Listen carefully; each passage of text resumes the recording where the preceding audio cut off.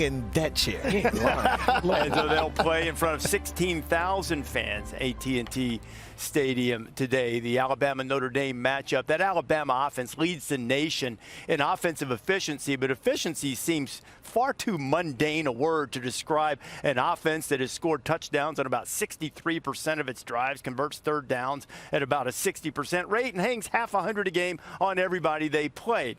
The Irish certainly believe they can stop them, but they know what they're up against.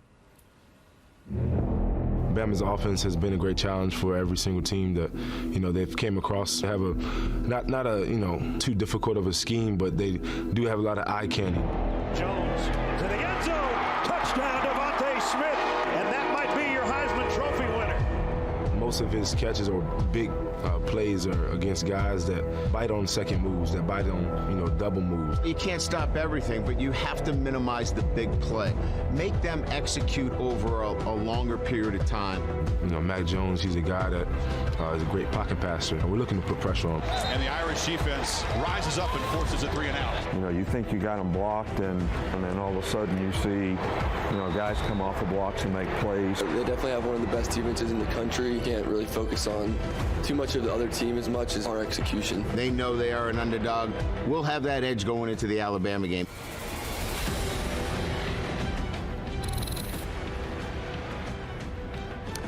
You see, Tide scoring nearly 50 per game, and that Notre Dame defense is stout.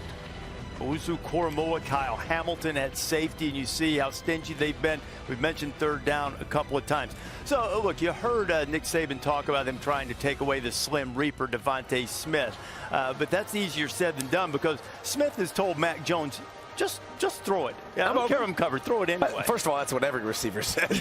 They always think they're open. And guys like Desmond and Devontae deliver. And he plays the ball so well. But no, I think he's not a dual threat guy like a lot of these other guys, but his pocket presence, you just watch him. He slides up in the pocket and buys a little bit more time for Smith to go down the field. And it's been an unbelievable. It's just crazy to think that their offense is at this point when they lost so many guys. Just look at the first round last year, and now they're still in the same position with a better offense. Well, and losing Jalen Waddle in the middle of the season appeared to be something that would really stop the offense, but it hasn't. And Najee Harris, he's going to leave Alabama with virtually all of the rushing records there as we're counting down to kickoff, about 16 and a half minutes to go.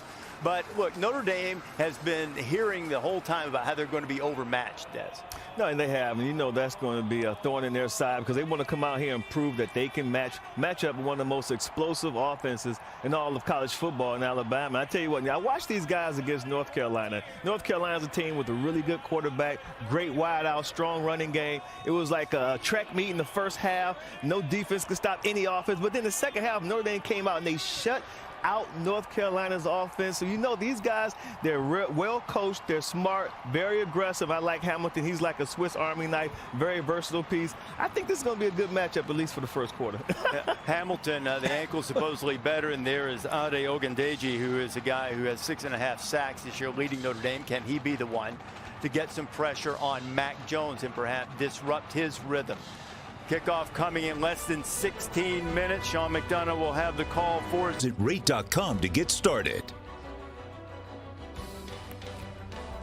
All right, guys, been talking about this for a while. Des, who you got? Who's going to win, Bama or Notre Dame? I do think Notre Dame will keep it closer for 3 quarters, but I got Alabama.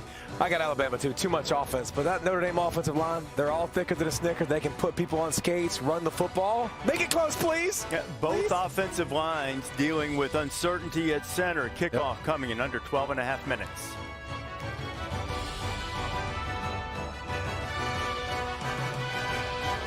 See the Grand Cathedral sit silent, but Alabama and Notre Dame will write a chapter of Rose Bowl game history. Here's Sean McDonough.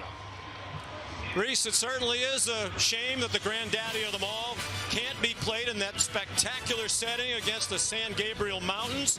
But the dramatic rise in COVID cases in Southern California and the governmental edict that the players and coaches would not be able to have their family and friends in attendance made this move necessary. And what a temporary home we have, AT&T Stadium in Arlington, Texas. With its modern technology and amenities, it's the polar opposite of the Rose Bowl Stadium, but spectacular in its own way. It's still the Rose Bowl game. It's still about history, tradition, excellence, and meaningful games.